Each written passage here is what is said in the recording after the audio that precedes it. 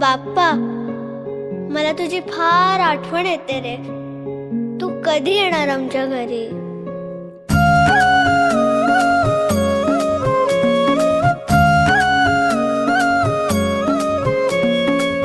देवा तुझ्याच साठी उघडून दार, वाट पाहून झाली फार.